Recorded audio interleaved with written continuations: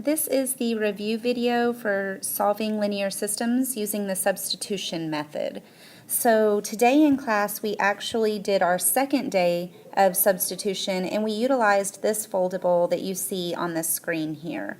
The picture that's on the left side over here, this is the picture of the foldable with the arrow down, and that shows you the instructions for solving.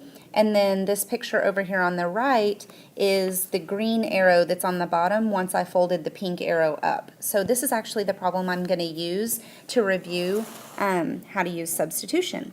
So I'm actually going to go and look at the steps here. So step 1 says to choose the equation to use as a substitute. So if I look over on my green arrow, I notice that both of these equations happen to be solved for x, which makes your life a little bit easier. So the first thing I'm going to do is I'm going to use the top equation as my substitute. So if x is equal to y plus 10, I'm going to box y plus 10. And I'm also going to box x in the second equation because I'm going to substitute y plus 10 in for x in that equation. So now I'm going to rewrite my equation. I now have y plus 10 equals 2y plus 3. So notice, all I did was replace x with y plus 10 because now I have an equation that just has one variable in it, so I can solve. So the first thing to solve this equation is to subtract 10 from both sides. When I do that, I bring down my y and I get 2y, and 3 minus 10 is negative 7. Then I'm going to move 2y to the other side by subtracting, so the opposite of positive 2y is minus 2y, so I subtract 2y from both sides. And when I do that, I get negative y equals negative 7. The last step here, because I need y all by itself, is going to be to divide by a negative 1. And that's going to give me that y is equal to 7. Okay, so what I've done here is I've done step 1. I chose the equation to use as the substitute. Then I did step 2. I solved by substitution. So now I know that one of my variables, I know that y is equal to 7. So I am now going to take that number and I'm going to go back into my revised equation and I'm going to substitute 7 for y. So I know that if x is equal to y plus 10, that x is actually equal to 7 plus 10. And that means that x has to be 17. So it appears that my solution, written as an ordered pair, would be 17, 7. I know that x was 17 and y was 7. Now, you always want to just check and make sure that you actually did the problem correct. So what I'm going to do, if you notice right here for step 4, it says substitute the ordered pair into both equations. So what I'm going to do is I'm going to take and I'm going to substitute 17 and 7 into this second equation and just make sure that it works. So the question is 17 equal to 2 times 7 plus 3? Remember, we did this the first day that we talked about linear systems. We know that the ordered pair has to work in both equations in order to be a solution to the system. And in this case, 17 is equal to 17 whenever I substitute in, so I know that this is a solution to the system.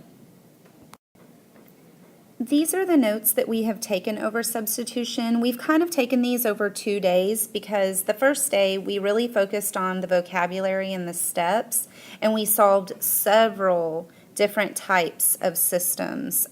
We had systems that had a solution that was written as an ordered pair. We had one that was no solution because they were parallel lines.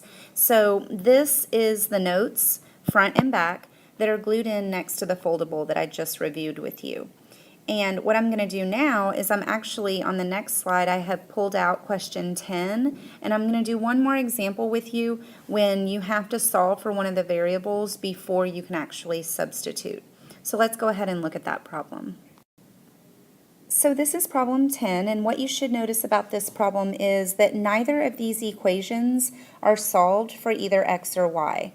But what you should see is that y right here would be really easy to get by itself because it has a coefficient of 1.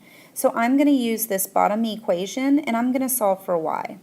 So first I'm going to rewrite it. I have 2x plus y equals 18. And I want to get y by itself. So the opposite of positive 2x is to subtract 2x. So I'm going to do that from both sides. And when I do that, that's going to leave me y equals negative 2x plus 18. And this is actually the equation that I'm going to use as my substitute. So I'm going to take that and I'm going to sub that in right here in that first equation where y is. So I have 6x plus 3, and then remember, we're replacing this y right here with what we boxed in. So 3, and then open parentheses, negative 2x plus 18, closed parentheses, equals 54. Now, once again, notice we have one equation with just one variable, so we can actually solve this and find out what x equals. So the first thing that we need to do is we need to distribute the 3. So we're going to have 6x minus 6x plus 54 equals 54. Now some of you at this point are already going to realize that 6x minus 6x is going to cancel out, and you're left with 54 equals 54. If your variables cancel, and what you're left with is true, then that means that this must have an infinite number of solutions. And remember, in a system, that means that we have the same line. That means that this line and this line, if we were to graph it, those would actually be on top of each other. So the solution is infinite because they are intersecting everywhere. Okay, so there were 3 types of solutions that we talked about. We could have no solution, and remember, no solutions, those were parallel lines. We could have an infinite number of solutions, and remember, these are when they're the same line. And then we could have one solution, and remember, those were intersecting lines. Okay, so don't let it throw you off if you get no solution or infinite solutions. That's okay. There's 3 types of systems, and those 3 things could happen. Okay, if you're still struggling with this concept, I would really encourage you to come in for tutoring. I'm here Monday through Friday in the mornings, and you can also email me, or you could rewatch this video or another video if you're struggling with solving equations. There's some videos over that as well. You guys have a great day.